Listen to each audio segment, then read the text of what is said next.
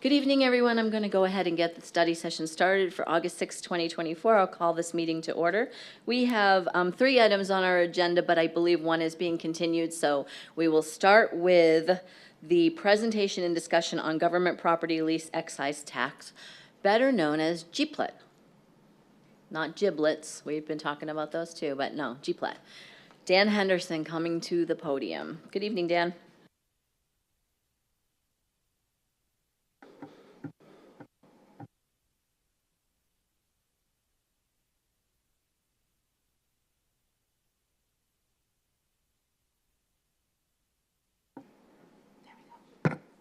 Good evening, Mayor. Good evening, Council.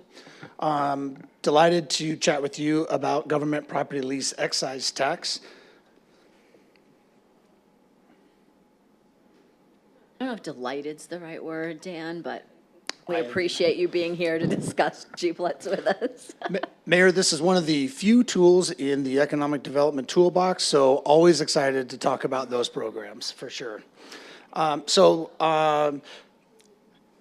I've got a recommendation here up on the screen for you, but by way of a little bit of background, during the adoption of the Northwest Gilbert redevelopment area, citizen concern and outreach indicated that the community's preference was to not use government property lease excise tax, or GPLET. We all pronounce it just a little bit differently, but nonetheless, the acronym.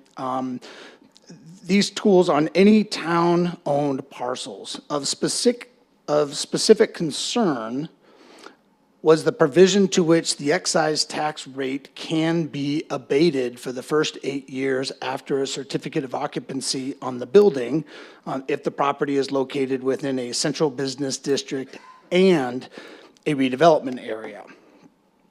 So the town of Gilbert, I think it's important to mention, has never used, nor does it plan to use, GPLET abatement tools. Accordingly, to address any concerns and clarify Gilbert's intent, staff, by way of this recommendation before you here, is requesting council's support in removing any potential use of GPLET or the tax abatement pursuant to the state statute.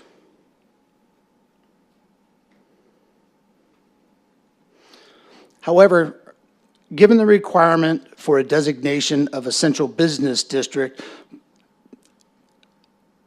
sort of in relation to a current House Bill 2721, we're recommending a resolution restricting the use of GPLET. And so by way of a little bit of background, we thought sharing with you at a high level, GPLET is a development incentive established by the state in 1996. And among many things, GPLET allows a city or town to abate the tax provided under this article for a limited period of time, beginning when the certificate of occupancy is issued and ending 8 years after the certificate of occupancy is issued on government property improvements.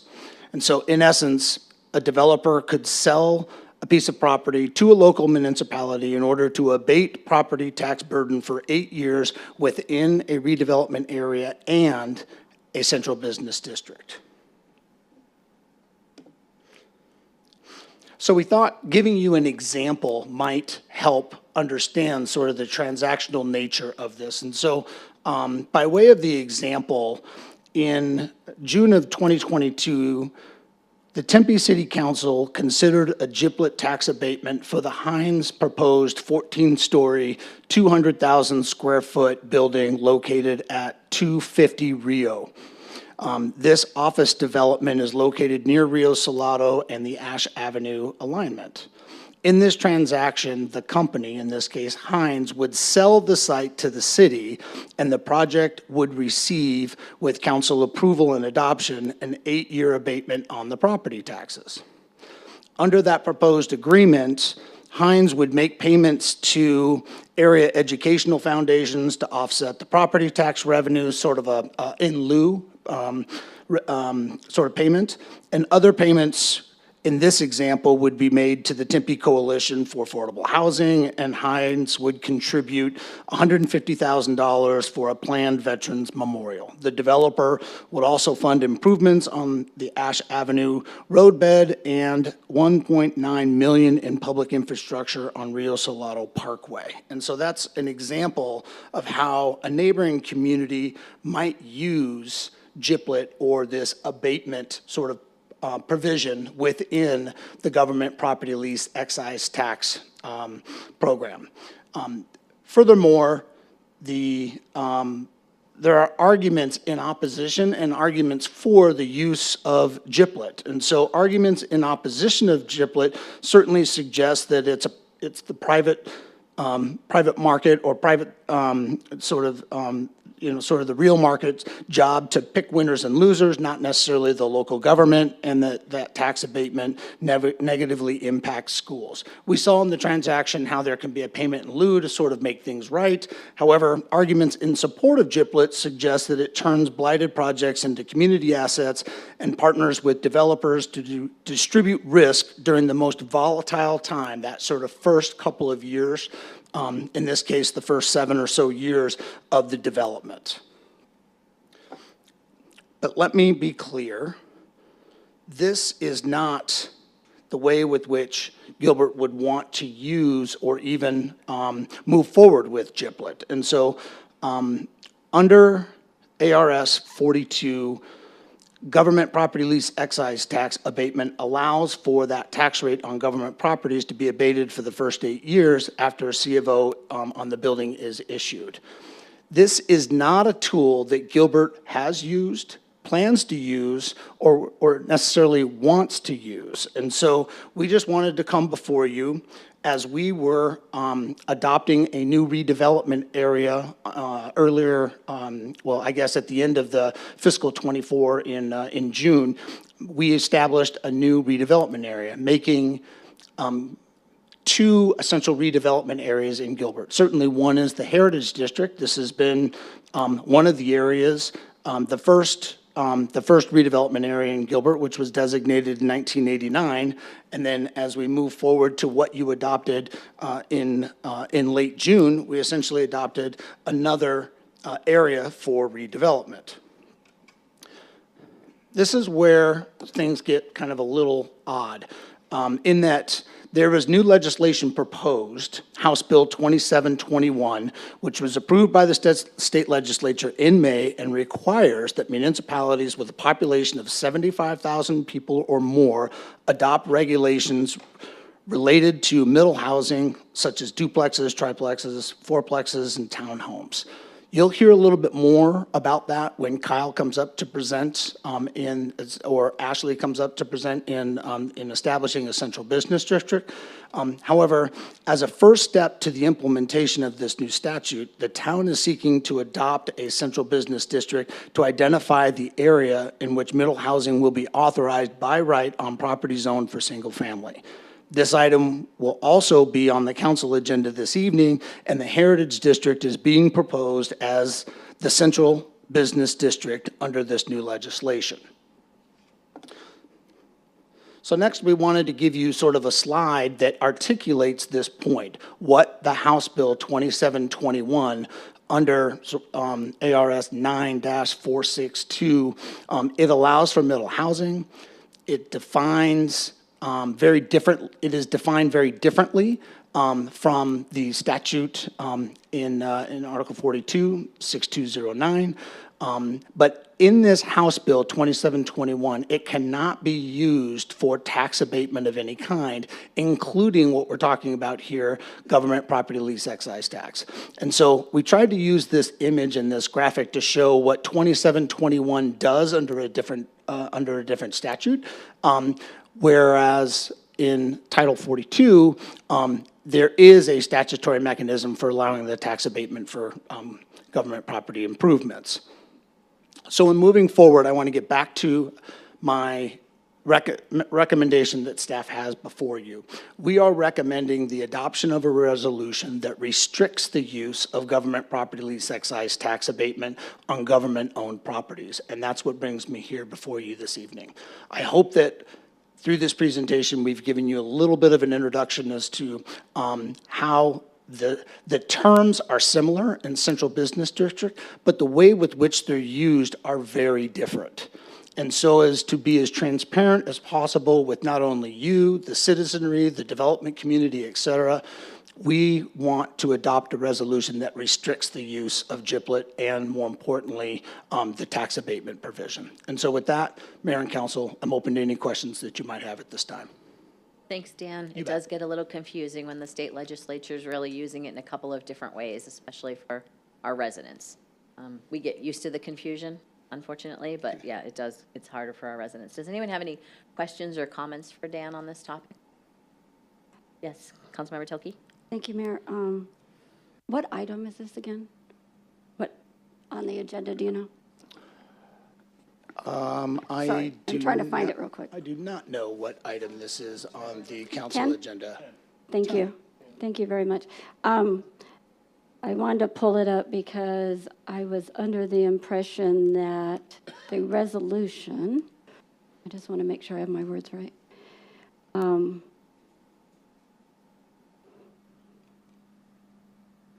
Sorry, I was trying to find it while you were talking. That it prohibits us from using it, not restricts us. And so I'm trying to make that designation based on the wording here. So the wording says that we do not desire to enter into any transactions or agreements involving GIPLET, or to establish the central business district as defined in Article 42, and that we shall not pass any resolution or ordinance approving any agreement establishing a lease of town property that provides for payment of GIPLET.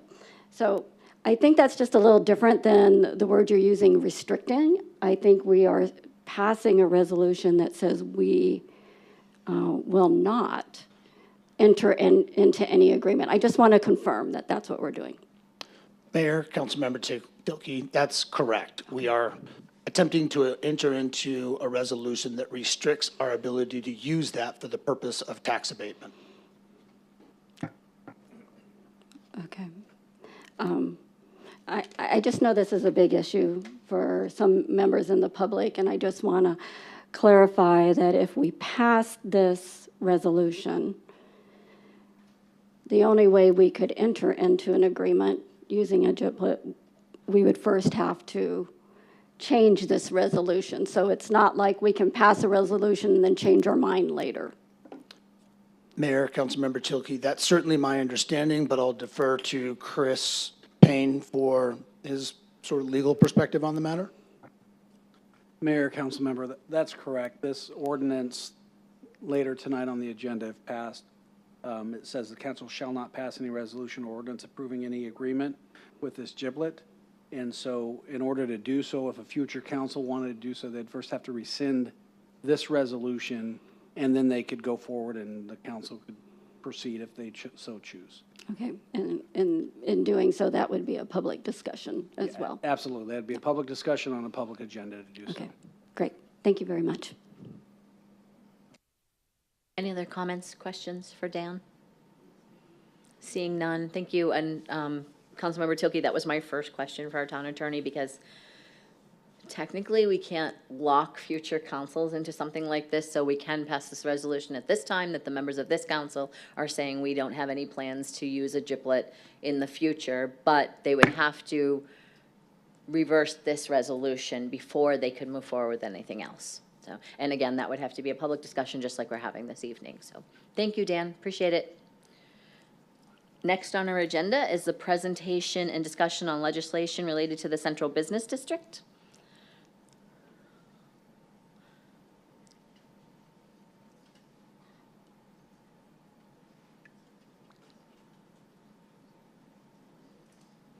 Oh, it's Rob first. Hi, Rob. Welcome to the podium. Hello, Mayor and Council. Keep you guessing a little bit. Who's coming up?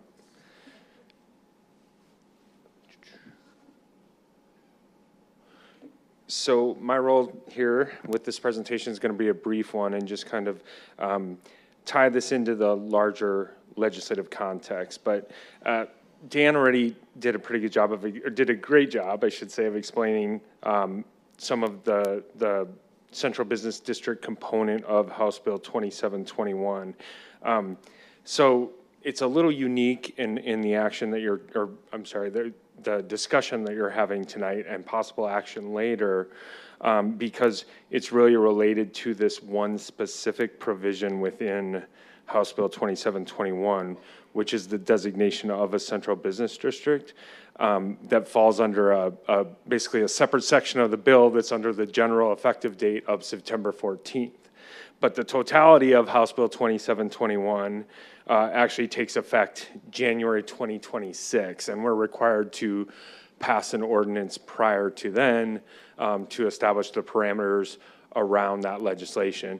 So the establishment of the central business district is just one component of that will then factor into that later ordinance. So in order to comply with everything when we pass that ordinance later, we need to designate that central business district now, since that's a general effective date of the legislation. So the bill itself, what it does is it provides for duplexes, triplexes, and quadplexes within certain single-family zones under specific circumstances, which those would be outlined by that ordinance that we pass in the future, where we're then able to limit that type of housing, or limit that type of housing product to. As I said, that ordinance must be adopted by January 2026, and what happens if we don't comply, if we don't pass an ordinance by that time, then this type of housing would be available in all of our single-family districts throughout our entire town. So that's why the central business district piece is tonight, so that we're in compliance with that piece, and then can comply later with the ordinance. Otherwise, we're not able to then kind of be strategic with where we limit, or where we make that type of housing available. Then just to provide a little bit, I guess, higher level perspective when it comes to some of the housing and development related legislation. As you all know, housing availability and affordability have really been priority issues among the members of really both parties, both chambers in the legislature and the governor's office, really the past 2 or 3 sessions. Obviously there's a lot of complicated factors that go into the cost of housing and the availability of housing, but much of the legislation has focused particularly on kind of the local government piece, our zoning requirements and development processes and that type of thing. We also appreciate the need for housing and for affordable housing and housing availability, and our development services team does a great job of being flexible and proactive and working with the industry to identify those needs. We also continue to work with the legislators and the other stakeholders on finding compromises on the legislation that is out there, to try and make sure that it's bills that won't impact us negatively and won't be something that's going to have a detrimental impact to our neighborhoods and things like that. So we really do try to find compromise. We've had an easier time or ended up in a better place with some of these than others, but I think part of the compromise has also allowed us to help defeat some of the bills that were out there, especially this year. A couple that we think really would have harmed our operations and been detrimental to our neighborhoods. So a couple of those that we outlined here on this slide, just wanted to mention as a couple of the other kind of housing and development related bills that passed this last session. Like 2721 that has that effective date of January 2026, these other 2 bills both have an effective date of this coming January 2025. And the 2 bills I'm referring to, House Bill 2720, which I know you've all already discussed here in one of the study sessions. That's the accessory dwelling unit legislation that allows for ADUs in the backyards of residential property. And then House Bill 2297, which is the adaptive reuse legislation that allows for multifamily residential development or adaptive reuse on up to 10% of total existing commercial, office, or mixed-use buildings under certain conditions. So again, both of those you will see coming back to you sometime between now and January, because those both also require local ordinances prior to their effective date. So with that we just wanted to kind of put this in the perspective of kind of how it fits within the legislation and explain a little bit more about the unique discussion tonight, since it's really just one piece of that bill that will be coming back to you later in the form of an ordinance. So I will turn the rest of this presentation over to Ashley unless anybody had questions now. Otherwise, I'm happy to make myself available later as well. Any questions for Rob at this point? Seeing none. Thanks, Rob. Thanks.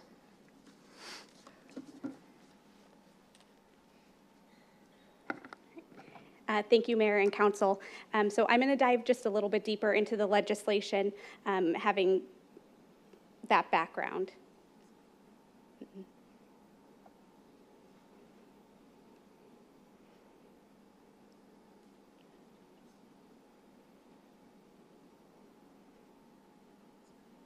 There we go. Thank you. So as Rob mentioned, in May, the governor signed House Bill 2721 pertaining to middle housing. This bill will go into effect September 14th, which is why we're moving rather quickly, so that the Central Business District is in effect and established prior to that effective date. And so what we will be asking of council later on your agenda this evening is to designate a central business district within the town. Subsequent to this action tonight, we will be bringing forward a general plan amendment that will identify the central business district and a land development code amendment that will define what a central business district is. That'll be on the August 20th council agenda. And then between the establishment of the Central Business District in January of 2026, staff will continue to work on those regulations and bring them back an additional time. So this isn't the first time we'll be talking about this with you, certainly. Rob mentioned it and Dan mentioned it a little bit as well, but House Bill 2721 requires that by January 1st of 2026, we authorize by ordinance regulations that allow for the development of duplexes, triplexes, fourplexes, and townhomes, what they call middle housing. And these are to be allowed on both of the following. So on all lots zoned for single family within 1 mile of the municipality's central business district, and additionally on 20% of any new development on more than 10 contiguous acres within the town. And that is not contained to that central business district and buffer area. The legislation also indicates that if a municipality does not adopt regulations allowing for middle housing as described previously, it will be allowed on all lots zoned for single-family residential within the municipality without limitation. The legislation further defines what a central business district is. It's an area that is primarily non-industrial, attracts community activity, and is the geographic area that the municipality has designated as its downtown at the effective date of this section. So that definition really drove the area that we are proposing as our central business district, which is the Heritage District. We wanted to provide kind of an image to council of what that area looks like and what that buffer area would be. So this shows a 1 mile buffer area outside of the Heritage District boundary. It impacts just under 9,000 lots. 8,890 of them are developed, while 55 of them are vacant within that buffer area. One thing I didn't mention in the legislation is that it excludes areas that are unincorporated. So if you can see on this map, I know it's a little difficult, the dark blue are areas that are in Maricopa County. So it does exclude those properties from the provision. I also wanted to share with council a map of the properties that are zoned single-family residential that are 10 or more contiguous acres. That could have that second piece of it allowed. So these developments would allow middle housing on 20% of any new development that's 10 contiguous acres. So these would be the available properties within the town.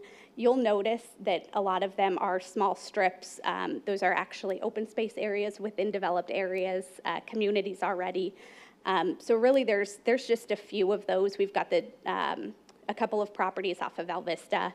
And then the big one that you see along Power Road is actually already has a planned area development approved on it, just not developed at this point. So again, the purpose of our request is to comply with House Bill 2721 in order to ensure that we're allowing middle housing on lots within 1 mile of a central business district and on 20% of any new development that's 10 contiguous acres or more. By doing this, it'll allow us to strategically identify the locations where middle housing is permitted rather than allowing it across the town as a whole. Dan touched on this as well, but wanted to just make sure that we're addressing the difference between a central business district in House Bill 2721 and the central business district in Title 42. So again, House Bill 2721 is defined differently. It's got a distinct and different definition from Title 42. It does not allow for tax abatement through GPLIT, and the central business district that we're requesting commission to adopt does not qualify as a central business district under Title 42. Within Title 42, only one central business district is permitted, whereas House Bill 2721 would allow multiple areas. It's defined as geographically compact, and it has specific parameters that meet that geographic compactness. And then the Title 42 allows for tax abatement through the use of GPLIT. So the only thing that they share in common is the name Central Business District. And we are suggesting that ours be adopted pursuant to House Bill 2721. Through our resolution, we've identified that specifically, and we will not allow the use of GPLIT.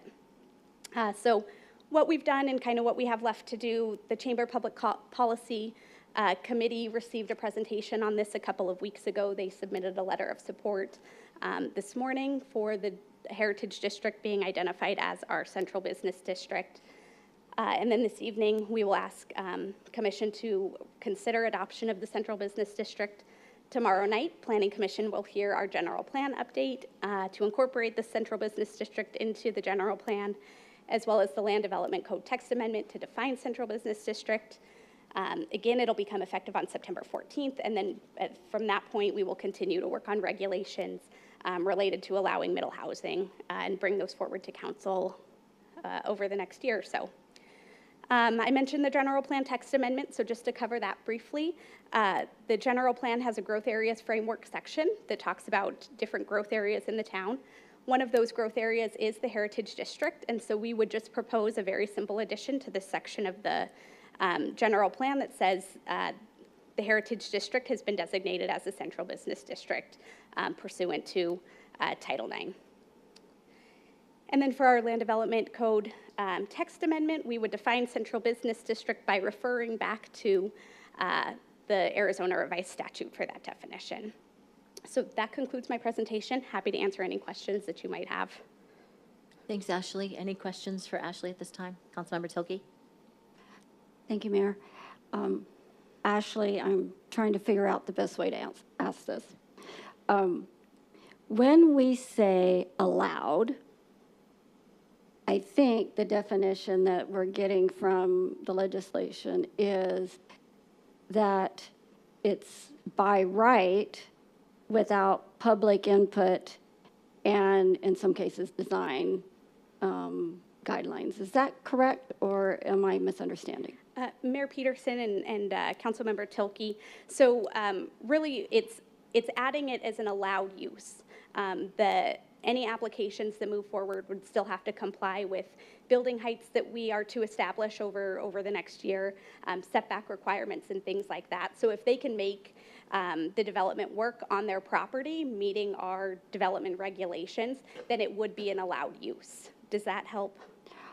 Yeah, as long as there's still a public process that's part of that. I just want to make sure we're not losing that. Councilmember Tilkey, it would not be a rezoning application that would go to Planning Commission and Town Council. Additionally, there are some limiting language in the House bill that tells the municipality what they can't do. So, for example, we can't set restrictions, permitting, or review processes for middle housing that are more restrictive than those for single-family dwellings within the same zone. And so we'll have to take a look at how we currently process certain things. And custom homes, for example, don't go through a public process. And so we'll have to review what that means for this as we develop those regulations. Okay, thank you. Councilmember Torgerson?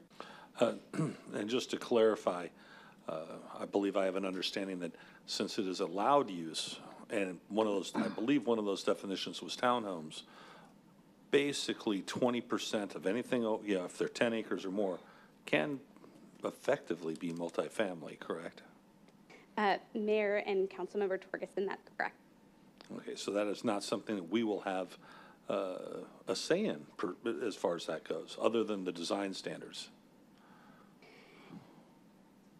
I'm looking up the definition real quick for townhomes.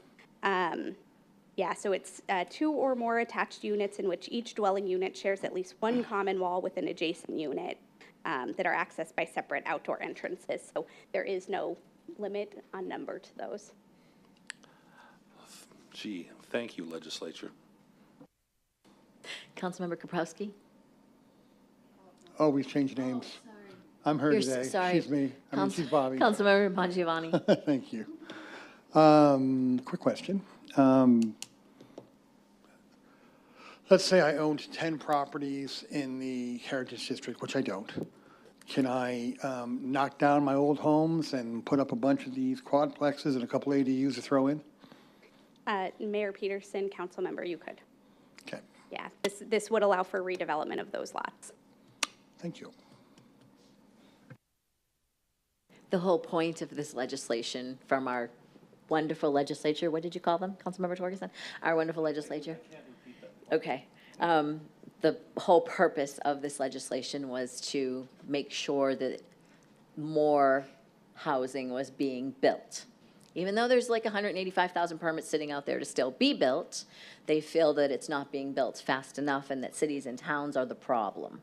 And so they have created legislation like this to make sure that it can be built. And we do have a couple of pretty large pieces of property like Ashley showed down Val Vista Drive.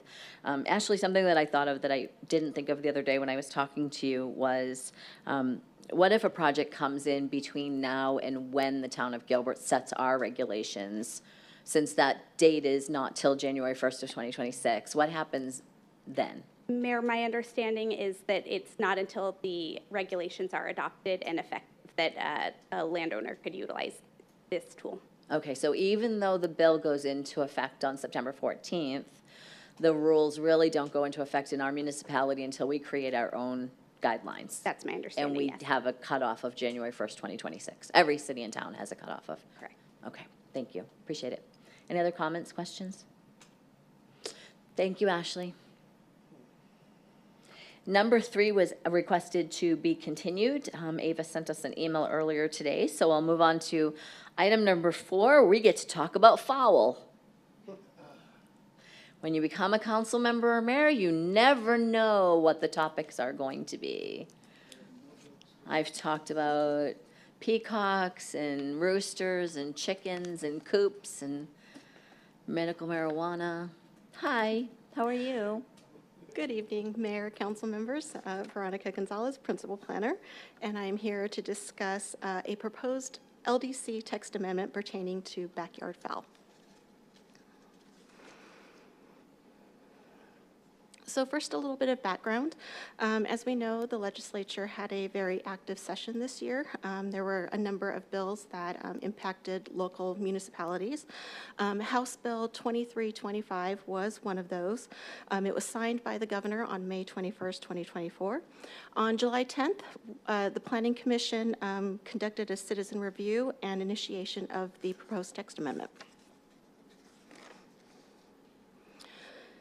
So the bill regulates fowl on residential properties, and it does necessitate that we make conforming changes to the LDC. The biggest change that we will see that this bill makes is that it allows up to 6 fowl on lots that are half an acre or less. Currently, our LDC standard is that a property must be at least 6,000 square feet in area to keep fowl. In addition to this, the bill allows the town to regulate male fowl, including roosters, as well as enclosures for the keeping of fowl. Our current LDC allows 1 rooster for each 20,000 square feet of lot area, and we'll actually be maintaining this in the proposed update. Regarding enclosures for the keeping of fowl, they will be limited in size to 200 square feet and may be located in the rear or side yard as long as it is at least 20 feet away from a property line.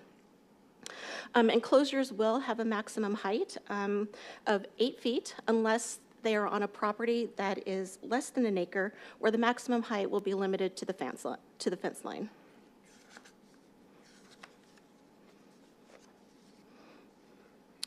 So moving forward, this proposed text amendment is scheduled for the Planning Commission at their hearing tomorrow night. Following that, you'll see this on your agenda for August 20th for you to take action and to hear and take action. And with that, that concludes my presentation, and I'd be happy to answer any questions. Well, that was the quickest presentation. Any questions? Oh, Councilmember Bongiovanni. I'm not going to do it. I'm not going to do it. Don't do it. I'm not going to do it. You're going to owe $5. Is there a definition of a fowl? Mayor Peterson, Councilmember Bongiovanni, yes, there is. According to the bill, fowl is defined as a male or female chicken. So is it chicken when it's in an egg chicken, or is it have to be cracked open to be a chicken? Mayor Peterson, Councilmember Bongiovanni, there was not specific explanation as to whether or not that includes a chicken before it's hatched. Okay. It's very important in the counting of 6, so, okay. Okay, thank you. Thank you.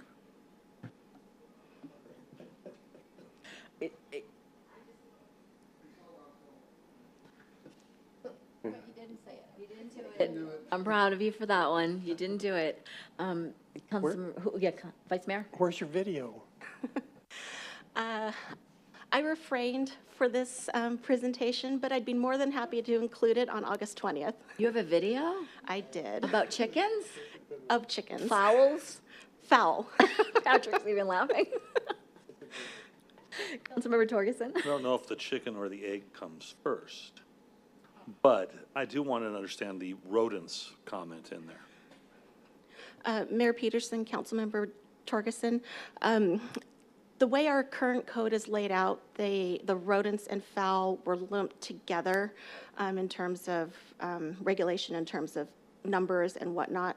We opted to separate out the rodents from the fowl in the update so that the numbers that were granted per the bill are pertaining specifically to fowl and not to the rodents.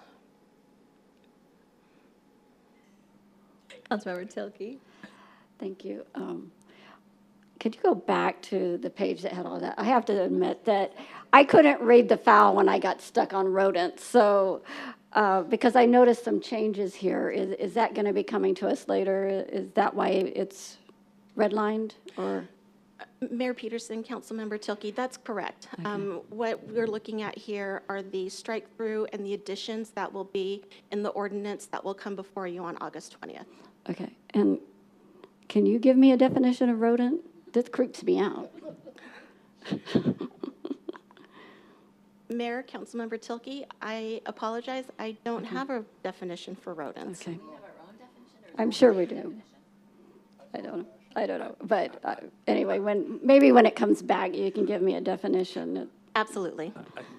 I hate to say it, but I think a javelina is considered a rodent. It could be, I so. think even like a ferret is considered a rodent, and, based on the type of animal it is, I think, but, and I don't know if is it state code or is it state law or our code that would define what a rodent is? Mayor, Or this, both? this bill provides a definition of fowl, as well as the Muni Code also provides a definition of fowl.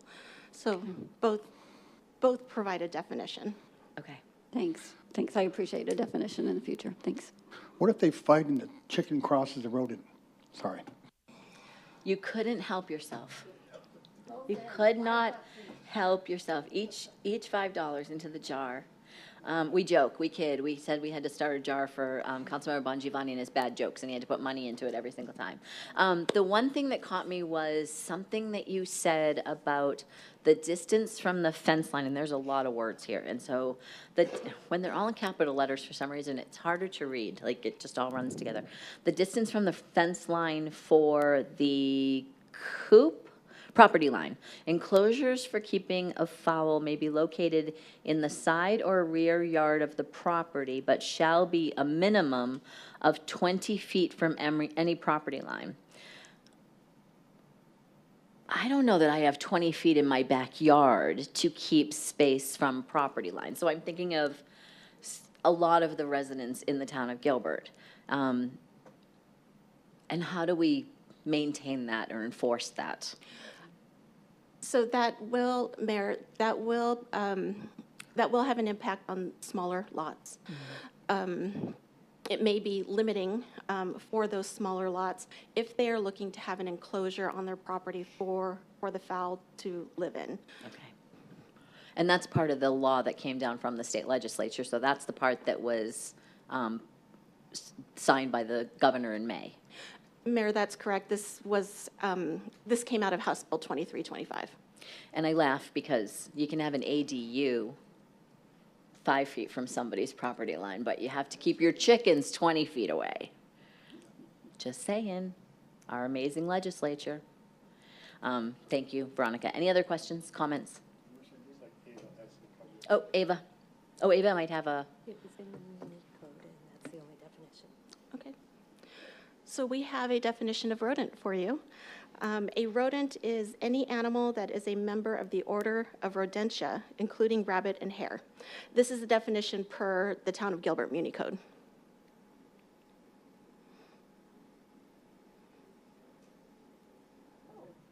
What? Roof rats. They're not pets, though. Roof rats are not pets. So this would be considered a rodent that you would keep as a pet in your yard, not like a roof rat. Mayor, that would be my assumption, given the language in our current LDC. We do know that there are lots of people who do have different, I guess, species of rodents that they do keep as pets. Mm-hmm. Yes, thank you. And maybe include that for the conversation on the 20th, too, because it may come up again. I will do that, Mayor. Thank you. Okay, thank you very much. Thank you. Mayor, Yes. I just thought of one more sorry. question. Oh, sorry. The real Councilmember Kaprowski has a question. My question is, would the state law allow for any additional language regarding properties that don't have adjacent properties behind them? For example, the properties that are along our trails and canals or easements. Is there anything that would prohibit additional language related to that?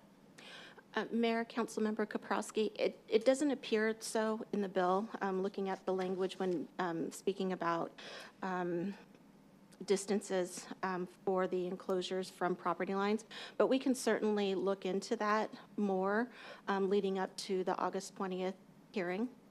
That would be great. I think I'd be interested in potentially having that allowance for those enclosures to be closer to a property line if there's no adjacent building or business and it's more of an open space area. Okay. Thank you.